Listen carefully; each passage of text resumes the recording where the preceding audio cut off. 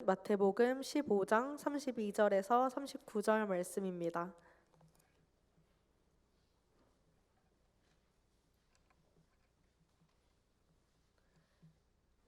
다 찾으셨으면 한 목소리로 함께 읽겠습니다.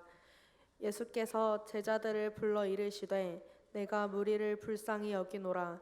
그들이 나와 함께 있은지 이미 사흘임에 먹을 것이 없도다. 길에서 기진할까 하여 굶겨 보내지 못하겠노라. 제자들이 이르되 광야에 있어 우리가 어디서 이런 무리가 배부를 만큼 떡을 얻으리이까. 예수께서 이르시되 너희에게 떡이 몇 개나 있느냐. 이르되 7개와 작은 생선 2마리가 있나이다 하거늘.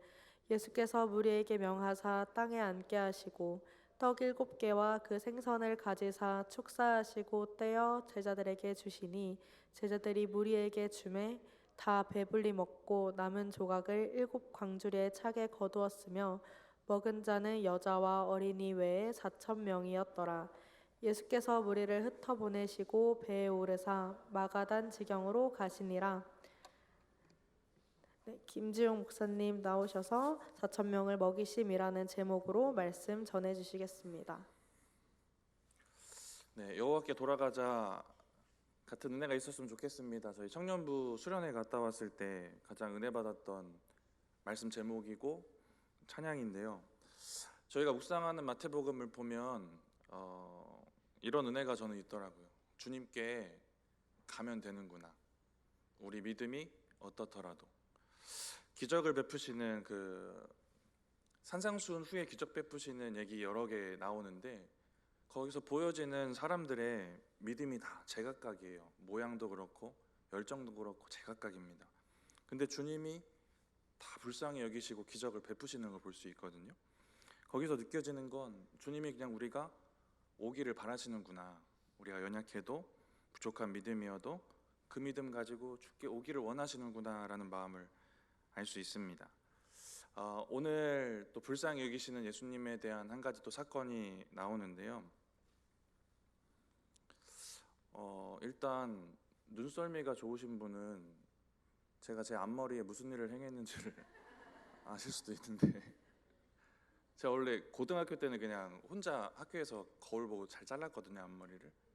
어제 갑자기 제가 목사 되고는 안 그랬는데 어제 갑자기 충동적으로 앞머리를 잘랐어요. 이게 왜 그랬냐면 눈이 너무 아프더라고요. 찔러가지고 눈이 빨개질 정도로 막 이렇게 가려워가지고 어제 잘랐는데 제가 옆으로 좀 놀라실까봐 넘겨가지고 그런데 진짜 반듯하게 잘 잘려 있습니다. 제가 참 잘 자르는데 근데 이 눈썰미 얘기를 왜 하냐면 눈썰미가 좋은 사람이 있어요. 그래서 오늘 이걸 알아봐준 그 이래자매가 있습니다. 이 눈썰미 얘기를 왜 하냐면 말씀 볼 때도 눈썰미가 참 좋으면 유익이 좀 있습니다.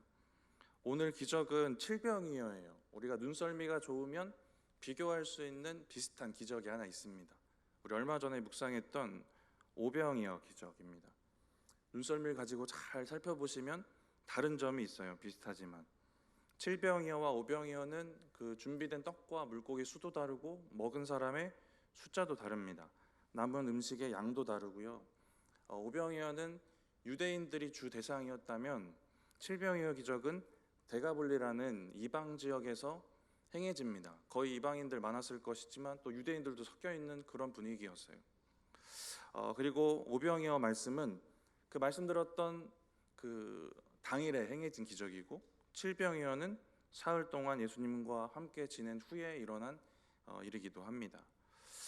그런데 예수님의 마음에 우리가 그 감정적인 눈썰미를 가지고 보면 중요한 공통점이 있는데요. 불쌍히 여기신다라는 겁니다. 이 궁유람이 칠병이어 기적의 시작이었습니다. 우리 오늘 본문 32절인데요. 다시 한번 같이 읽어보겠습니다.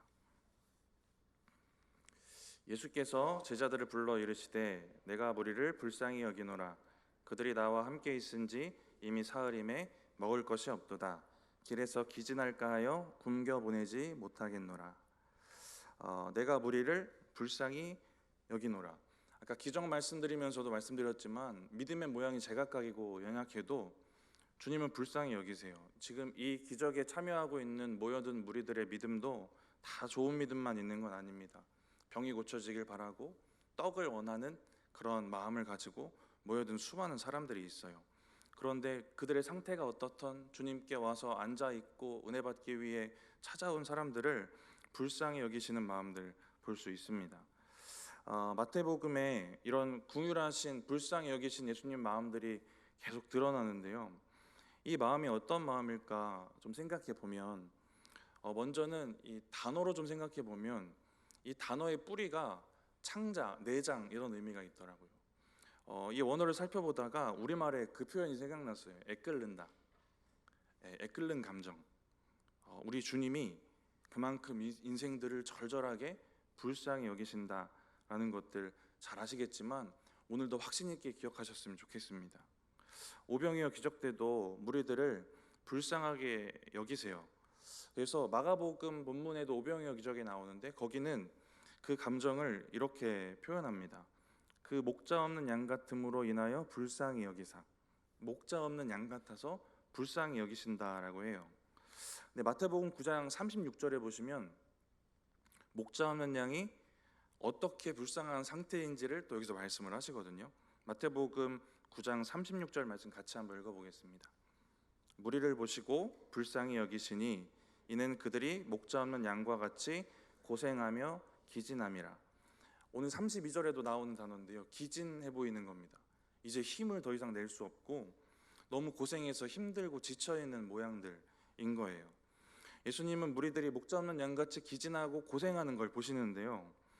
예수님을 찾아온 무리들이 찾아온 목적들, 질병, 어려움들 여러 가지 목적이 있을 텐데 그런 질병이나 죽음, 육적인 어려움에 한없이 나약하게 무너지는 인생들이 불쌍하시고 또 영적으로 보면 이들이 생명이신 예수 그리스도의 복음 없이는 죽어야 되는 영혼인 거예요. 이 영혼들도 불쌍하신 겁니다. 이 모든 영역의 문제를 해결해 주실 수 있는 참 목자이신 주님께 오기만 하면 되는데 그동안 목자 없는 양같이 살았던 게 불쌍하신 겁니다. 그래서 이들이 기진했구나, 고생했구나 이 마음이 드시는 거예요. 그 고통을 그대로 가지고 살았던 그 인생들이 불쌍하시다라는 건데요. 모여든 이 무리들, 믿음이 제각각이었던 이 무리들에게도 이 마음을 품으셨다면 저와 여러분에게도 동일한 마음 품으시는 줄 믿습니다. 우리가 목자를 아는 사람이고 이 믿음이 있는 사람인데 목자 없는 양처럼 고생하고 기진하는 걸 참 안타깝게 여기시겠다라는 마음도 듭니다. 애끓는 심정으로 불쌍히 여기시는, 긍휼히 여기시는 주님의 마음을 기억하시고 그 은혜 앞으로 나아가시는 저와 여러분들 되시기 바랍니다. 예수님이 여러 가지 일들을 행하시면서 이 긍휼의 마음을 제자들에게도 가르치세요. 주님이 품으신 그 속에 있는 그 본인의 긍휼을 가르치십니다. 예수님이 제자들에게 그 마음을 가르치실 목적이 만약에 없었으면 오늘 기적은 그냥 행하시면 되는 일이에요. 내가 무리를 불쌍히 여기노라, 길에서 기진할까 굶겨 보내지 못하겠노라, 이렇게 그 절절한 마음을 말로 표현 안 하셔도 돼요. 근데 직접적으로 이 사람을 향한 긍휼함을 말로 이렇게 표현을 하시는 걸 볼 수 있거든요. 내가 무리를 불쌍히 여기노라. 근데 오병이어 사건 때는 이 긍휼히 여기시는 것을 어떻게 가르치셨냐면 오병이어 기적을 베푸시기 전에 예수님을 줄줄줄 따라온 무리들이 있었는데 그들의 병을 고쳐주시고 귀신을 쫓아주시는 장면이 나옵니다. 근데 그때 예수님의 상황을 우리가 좀 생각해 봐야 되는데요. 예수님이 병자들을 고칠 계획조차가 없었어요. 원래 그 계획이 아닙니다. 예수님도 많이 기진하셔서 쉬고 싶으신 상황이고 또 식사하실 시간도 없어서 제자들과 쉬러 가시던 상황입니다. 밥 먹을 겨를도 없구나 이 말씀이 나와요. 그리고 오병이어가 기록된 14장 마태복음 14장의 앞부분을 보면 예수님은 이제 헤롯 안디바의 다음 타겟이 된 상황이에요.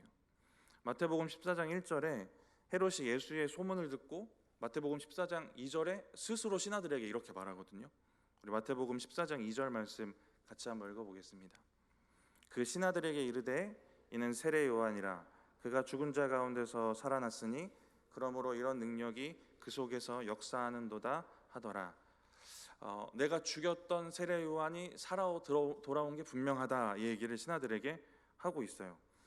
이제 헤롯 안티바를 부담스럽게 하는 다음 타겟은 예수님이 됩니다. 이런 위험도 피하셔야 됐고 본인의 몸도 쉬셔야 했던 이 상황들이 있습니다. 근데 이 모든 상황들보다 궁휼한 마음이 앞서지는 거예요. 이것을 몸소 보이시면서 제자들에게 삶으로 가르치시는 그 모습도 우리가 볼 수 있습니다. 말로 자신의 마음을 표현하시기도 하시고, 오늘 기적에서는 오병이어 때는 그 상황 속에서 제자들에게 가르치시는데요, 제자들이 이걸 잘 배우지를 못하는 걸 볼 수 있어요. 그래서 이런 제자들이 4,000명을 먹여야 되는 이 상황을 또 마주하면서 어떤 반응을 보이는지 우리 오늘 본문 33절 같이 한번 읽어보겠습니다. 제자들이 이르되 광야에 있어 우리가 어디서 이런 무리가 배부를 만큼 떡을 얻으리이까. 제자들이 지금 이 상황에 대해서 자신들의 판단을 내어놓고 있어요. 그래서 예수님께 보고하고 있습니다. 근데 이 내용을 보면 정확합니다. 지금 머무는 곳 광야고 이들을 먹일 음식을 구하는 게 어렵습니다. 정확한 보고예요. 오병이어 기적 때도 제자들의 판단과 보고는 정확했거든요. 마태복음 14장 15절에 저녁이고 장소가 빈들이고 사람 수는 많으니 마을에 가서 밥 먹고 오라고 합시다, 이게 제자들의 판단과 보고였습니다. 정확하기도 하고 합리적이기도 합니다. 마가복음에 기록된 그 오병이어 기적의 내용을 보면 빌립은 이렇게 많은 사람 먹이려면 200데나리온이 있어야 됩니다. 이것도 정확한 판단과 보고예요. 그런데 12정탐꾼이 좀 생각이 나더라고요. 12정탐꾼도 보고가 정확하지 않았습니까? 가나안 거민들이 강하고 성읍이 견고하다, 이건 정확한 얘기가 맞습니다. 근데 뭐가 문제였냐면 민수기 13장에 기록된 내용을 보면 이들이 정탐한 땅을 어떻게 하냐면 악평했다고 나와요.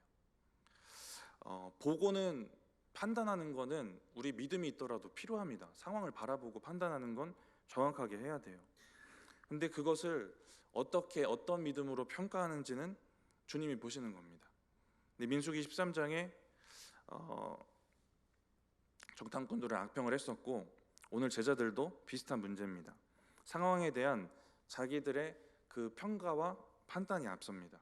상황을 파악하고 정확하게 판단하는 것, 그 상황을 바라보는 것까지 하는 게 아니라 판단하고 또 평가하고 있는 모습들이 보여지고 있어요. 많은 무리들을 먹이기에는 어렵다는 자기의 판단이 있는 겁니다. 근데 예수님 바로 옆에 있잖아요. 근데 우리의 믿음의 모습도 비슷할 때 생기는 것 같습니다. 예수님 분명히 옆에 계시다고 우리가 말을 하고요, 그렇게 믿지만 상황을 바라보고 낙심하고 절망하는 것도 우리가 우리의 판단으로 악평하는 겁니다. 믿음 없이 예수님이 있는데도. 제자들이 이런 믿음을 가지고 있었기 때문에 궁유를 가르치시는 걸 당연히 배우지를 못합니다. 예수님이 여러 가지 모양으로 말씀하셨지만 깨닫지를 못해요. 근데 우리도 이런 모양의 믿음으로 여전히 현실을 그렇게 살아가면 주님이 정말 가르쳐 주시려고 하는 것, 우리가 잘 깨닫지 못할 수도 있는 겁니다.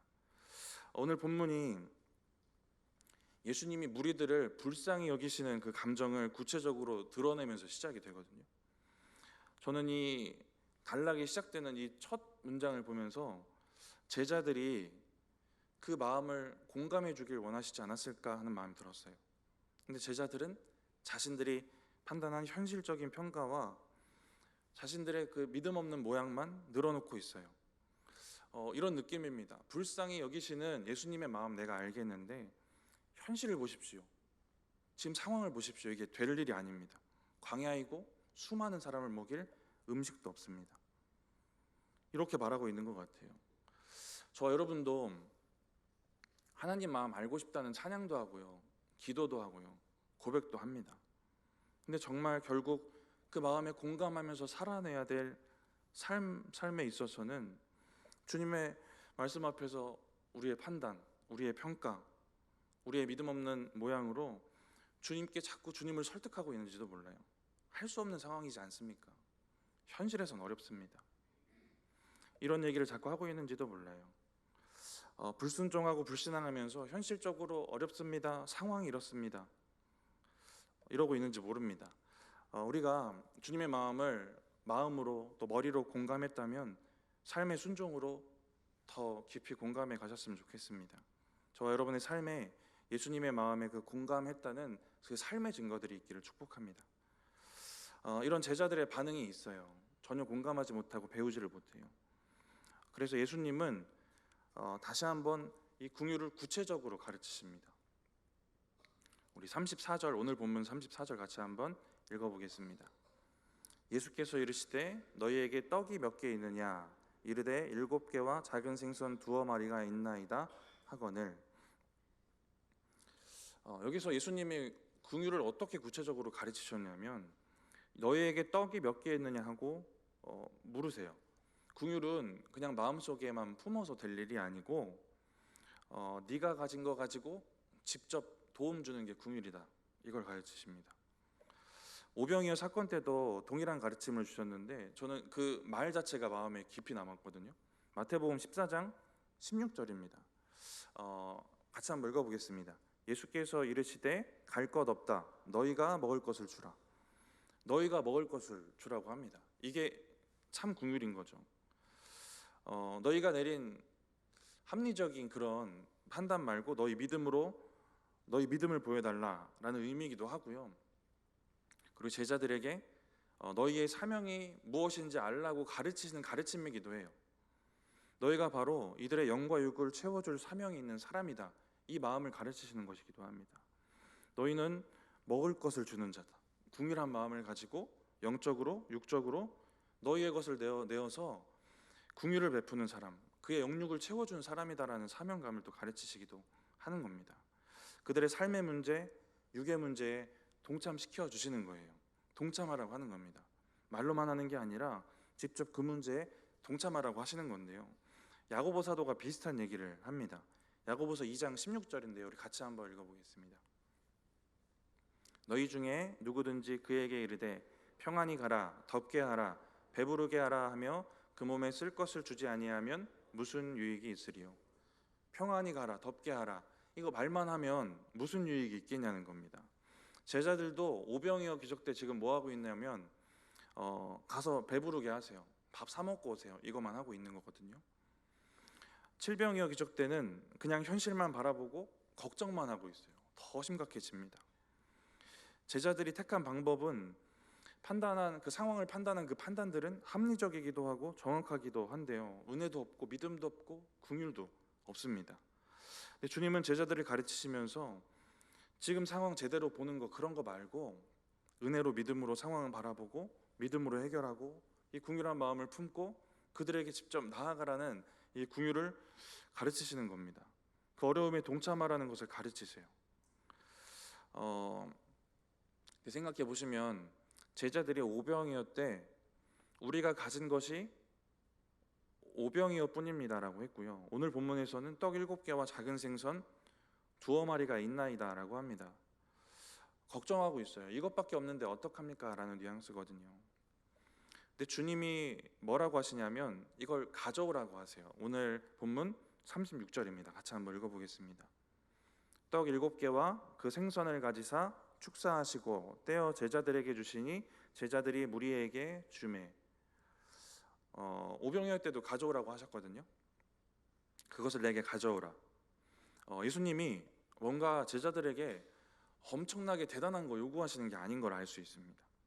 오병이어 때 너희가 먹을 것을 주라 하셨는데 제자들이 5,000명 먹일 만한 음식을 가져온 건 아니잖아요. 오늘 본문에도 너희가 가진 것이 무엇이냐 하시고 이걸 가져오게 하셨는데 4,000명이 먹을 음식을 제자들이 가져온 건 아닙니다. 거기까지가 제자들의 영역은 아닌 거예요. 제자들의 믿음을 보고 싶으신 겁니다. 오병이어 기적 때는 직접적으로 믿음을 시험한다라는 얘기를 하시기도 하셨고요. 제자들에게 예수님의 그 표적에 동참시켜 주시면서 요구하시는 믿음, 시험하시는 믿음이 있는 겁니다. 주님은 이미 기적에 대한 계획들 어떻게 행하실지 다 계획이 있으셨지만 그 요구하시고 확인하고 싶으신 그 믿음의 모양이 있으셨다라는 걸 알 수 있어요. 저와 여러분의 삶과 신앙, 이 사역들, 주를 위해 하는 모든 일들에 있어서도 동일하지 않을까 하는 생각이 들어요. 주님이 결과는 내시는 겁니다. 역사는 주님이 하시는 거예요. 근데 우리는 그 과정에서 최선의 것, 주님이 원하시는 믿음 가지고 가면 되는 겁니다. 그게 보잘것없는 물고기랑 떡이어도 그거 가지고 가면 되는 거예요. 우리가 지금 읽고 있는 이 기적을 기준으로 생각하고 예수님의 마음을 기준으로 생각하면 이런 것들이 아닐까요? 다른 사람을 향한 애끓는 궁유를 가지고 가면 되지 않겠습니까? 그 어려움에 동참하려는 그 마음들, 그 사명감들, 내가 가진 걸 조금이라도 내어놓고자 하는 그런 마음들 요구하시는 것 아니겠습니까? 우리가 최선으로 우리가 드릴 수 있는 것, 작은 것이라도 주님께 내어드리면 주님이 하신다라는 것, 우리가 오늘 말씀을 통해 확인할 수 있습니다.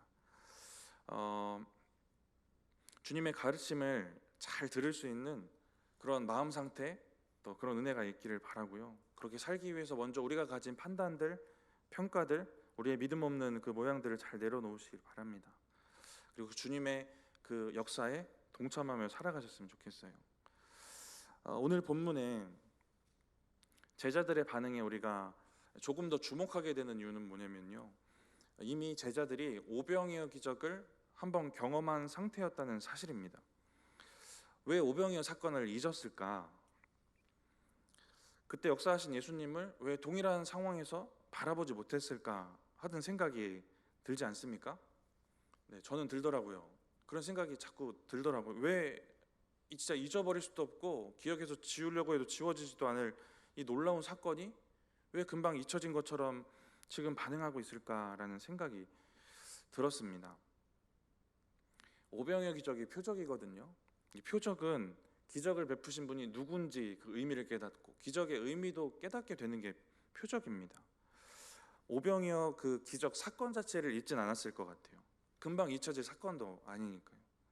기적을 잊은 건 아닌데 기적을 경험하지 않은 자처럼 지금 서 있어요. 그런데 왜 그럴까 생각해 보면 그 표적으로서 의미하셨던 그 의미를 깨닫지 못했기 때문입니다. 그 기적을 통해서 깨달아야 될 것을 깨닫지 못했기 때문에. 저는 저의 삶을 돌아보면서 저의 삶에도 하나님이 베푸신 기적들이 있어요. 가장 놀라운 기적은 제가 죄인인 거 깨닫게 하시는 것, 가장 놀라운 기적이고, 두 번째 놀라운 기적은 초등학교 때 잘 못 걸어 다니고 걸을 때 뼈가 갈리는 고통이 있어서 가방도 친구가 메어주고 다녔는데 걷게 하셨던 기적입니다. 치유의 기적들. 근데 이런 기적들 여러분도 다 경험하면서 살아오셨겠지만, 그래서 결국 그것을 통해 우리가 깨달아야 될 것을 깨달았는지도 우리가 좀 점검하고 돌아봐야 되지 않겠습니까? 그렇지 않으면 우리가 지워지지 않는 진짜 선명한 기억으로 이 기적을 경험하고 기억하면서도 다시 똑같은 어려움 마주하면 이 기적 안 경험한 사람처럼, 예수님 모르는 것처럼 또 넘어지고 낙심하고 믿음 없는 모양 보여줄 수도 있는 겁니다. 제자들처럼. 우리가 그러면 그래서 제자들이 뭘 깨달아야 됐을까 생각해 보면요, 예수님이 누구신지 깨달아야 됐었고, 그래서 그 은혜를 잘 가지고 살았어야 됐습니다. 그리고 예수님이 오병이어 기적을 통해 가르치고 싶으셨던 그 의미를 가르치고 싶으셨던 것들이 있는데요, 이 구체적인 내용이 요한복음에 나옵니다. 요한복음에 기록된 오병이어 사건 이후에 이어서 이제 영적 진리를 말씀해 주세요. 오병이어 사건 때 떡을 먹잖아요. 예수님 자신이 내가 영적인 빵, 생명의 떡이다라는 복음을 주십니다. 우리 요한복음 본문 같이 한번 읽어보겠습니다. 요한복음 6장 48절과 51절인데요. 이어서 같이 한번 읽어보겠습니다. 내가 곧 생명의 떡이니라. 나는 하늘에서 내려온 살아있는 떡이니 사람이 이 떡을 먹으면 영생하리라. 내가 줄 떡은 곧 세상의 생명을 위한 내 살이니라 하시니라. 생명의 떡이신 예수 그리스도, 이 진리를 깨닫고 누렸어야 되는 겁니다. 근데 제자들은 기적만 기억하고 있어요. 그 의미를 전체를 다 깨닫지는 못합니다. 생명의 떡이신 예수님에 대해 깨닫지 못해요. 그런데 우리가 이 생명의 떡이신 예수님이라는 이 진리와 오병이어, 칠병이어 사건을 좀 생각해 보면, 그럼 결국 모여든 사람들은 뭐 한 거냐면 떡이신 예수님 나눠 먹은 겁니다. 수요 설교 때 목사님도 이게 성찬식을 의미한다고 말씀해 주셨는데, 예수님의 몸을 나누어 갖는 거예요. 근데 요한복음에 이 생명의 떡에 대한 말씀을, 이 진리를, 영적 진리를 설명해 주실 때도 이 성찬의 이미지로 설명하시는 부분이 있거든요. 우리 요한복음 6장 53절에서 55절까지인데요. 우리 같이 한번 읽어보겠습니다. 예수께서 이르시되 내가 진실로 진실로 너희에게 이르노니 인자의 살을 먹지 아니하고 인자의 피를 마시지 아니하면 너희 속에 생명이 없느니라. 내 살을 먹고 내 피를 마시는 자는 영생을 가졌고 마지막 날에 내가 그를 다시 살리리니 내 살은 참된 양식이요 내 피는 참된 음료로다. 아멘. 생명의 떡이 되셔서 목자 없는 양처럼 고생하고 기진하는 사람들의 영과 육을 살리시는 생명의 복음이 되시는 겁니다. 기적은 잊어도 이건 잊으면 안 됐어야 되는 것이에요. 그런데 제자들은 이 의미를 깨닫지 못합니다. 기적을 통해 깨달아야 됐던 것, 예수님이 누구신지, 그래서 이게 어떤 의미가 되고 나에게 그래서 나는 어떤 은혜를 가지고 살아야 되는지를 깨닫지를 못합니다. 제자들이 알았으면 그 생명의 떡을 먹은 자처럼 살았을 것이고 오늘 본문 같은 모습도 보이지 않았을 것이고 궁일 가르치시면 궁일도 잘 배웠을 것입니다. 근데 놀라운 사실이 하나 있는데 제자들이 생명의 떡에 대한 말씀을 듣고 믿음의 고백을 했다는 사실입니다. 놀라운 사실 아닌가요? 네, 저만 놀랍죠? 네, 놀라운 사실이에요. 왜냐하면 이 고백을 했는데 칠병이었대 이 고백 안 한 사람처럼 지금 반응하고 있거든요. 오병이어 사건 이후에 생명의 떡에 대한 말씀 주실 때 수많은 무리들, 제자들이 떠나갑니다. 그리고 12제자에게 너희도 가려느냐 이렇게 물어보세요. 그때 베드로가 했던 대답이 있습니다. 요한복음 6장 68절 69절입니다. 우리 같이 한번 읽어보겠습니다. 시몬 베드로가 대답하되 주여 영생의 말씀이 주께 있사오니 우리가 누구에게 가오리이까? 우리가 주는 하나님의 거룩하신 자인 줄 믿고 알았사옵나이다. 영생의 말씀이 주께 있습니다. 예수님이 하나님의 거룩하신 자, 하나님이신 줄 내가 믿고 알았습니다 라는 고백을 해요. 근데 이 말로 하는 고백이 삶으로 증명되지는 못해요. 제자들도 연약했던 시기 아니겠습니까?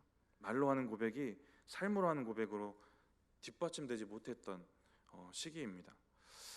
올 한 해 저와 여러분의 그 고백들이, 수많은 고백들이 입으로 나오실 것이고 마음으로 하실 텐데 삶으로 그 고백되는 것들이 잘 증명되었으면 좋겠습니다. 그런 은혜가 있기를 축복합니다.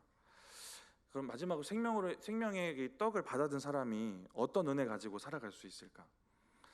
오병이어랑 칠병이어, 이 성찬식, 또 생명의 떡, 이런 걸 자꾸 생각하다 보니까 이 오버랩된 사건이 하나 있었는데요.